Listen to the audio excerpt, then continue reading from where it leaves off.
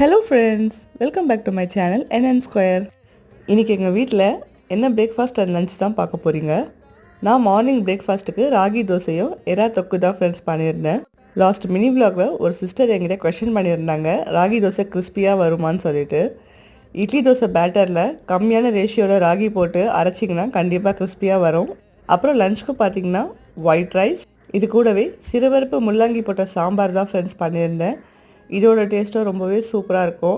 Recipe வேணும்னா மறக்காமல் comment செக்ஷனில் கமெண்ட் பண்ணுங்கள். கண்டிப்பாக லாங் வீடியோவில் நான் போஸ்ட் பண்ணுறேன். இதுக்கு சைட் டிஷ் பார்த்திங்கன்னா முட்டையை நல்லா பாயில் பண்ணி உப்பு மிளகாய்த்தூள் மஞ்சத்தூள்லாம் போட்டு மசாலா முட்டை மாதிரி ஃப்ரை பண்ணியிருந்தேன். நெக்ஸ்ட்டு பார்த்திங்கன்னா நல்லா ஸ்பைஸியாக எறா தொக்கு தான் ஃப்ரெண்ட்ஸ் பண்ணியிருந்தேன். இதோட டேஸ்ட்டும் ரொம்பவே சூப்பராக இருந்துச்சு.